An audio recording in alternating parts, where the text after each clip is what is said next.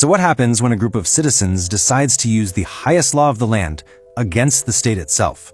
Well, today we're going to dive into a pretty powerful public notice coming out of South Africa where people are doing exactly that. We're going to break down the constitutional ground they're standing on, what they're actually demanding, and, why any of this matters. This one sentence right here, it gets to the absolute heart of their entire strategy. This is the key. They are making it 100% clear. This is not a protest happening outside the system. No, it's a challenge being launched from inside it, using the Constitution as their most powerful tool.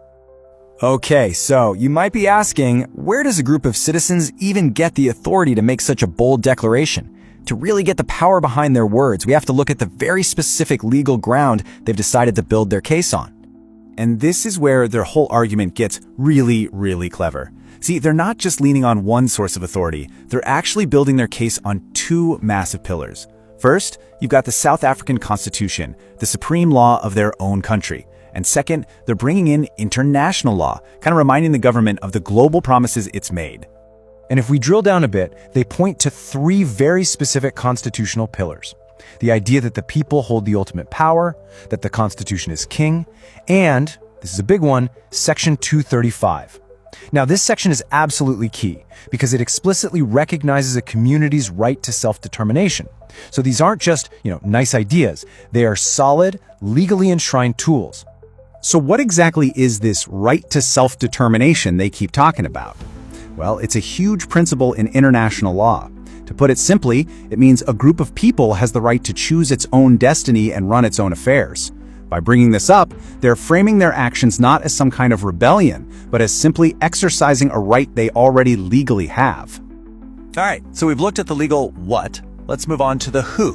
Who exactly are the people behind this notice, and what's the one message they're all getting behind? The notice is super clear that this isn't some top-down organization. It's a growing, grassroots movement of everyday citizens and communities. And they're very deliberate in how they describe themselves, lawful and peaceful. They're framing this whole thing as a shift towards self-governance, but one that stays firmly inside the lines of the Constitution.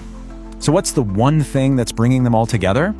Well, it all boils down to a really clear and tangible goal: protecting their land, their assets, their ability to make a living, and their right to be part of the economy. And that leads us right into the specific constitutional rights they say are at risk. You can almost think of this part of the notice as a legal shield, where they list the exact protections they are ready to defend.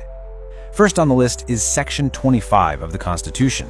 This protects the right to property, and here's the crucial part. It says no one can just be arbitrarily deprived of it.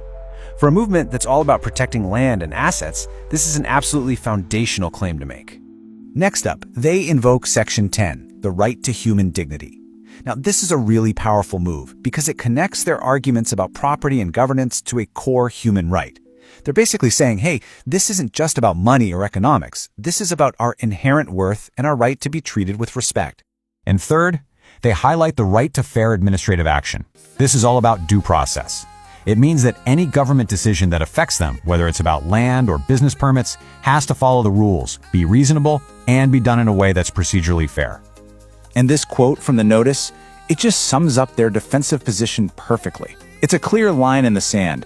They're putting everyone on notice. If you try to take away these rights without following the law to the letter, you will be challenged. Okay, so this brings us to the sharp end of the notice, because this isn't just a statement of principles, it's a formal set of demands with a very clear roadmap of what's going to happen if they're ignored. So what happens now? What are they actually asking for? And what's the next step in this whole process that they've kicked off? The notice lays out 4 crystal clear demands. Number 1, transparency. Show us the legal authority for what you're doing. Number 2, accountability. Prove that you're actually following the law. 3, stop. Cease any and all illegal actions right now. And finally, number 4, engage. Talk to the communities you're affecting and do it openly and honestly. So what happens if these demands are just ignored? Well, the notice is very, very clear that inaction is not an option. It has built-in consequences ready to go for any party that fails to comply. And believe me, these are not empty threats. The notice clearly says that if they're ignored, it's going to trigger a whole cascade of formal legal actions. We're talking class action lawsuits, constitutional court challenges, reports to official oversight bodies, and even taking the issue to international forums. It's a multi-front legal battle plan. And that's how we circle all the way back to their central idea. The authors are just reinforcing one last time that this entire document, from its foundations all the way to its demands, is a calculated exercise of their legal rights. It's them asserting their place within the law, not a rebellion against it. And so, this whole thing leaves us with a really fascinating question to chew on.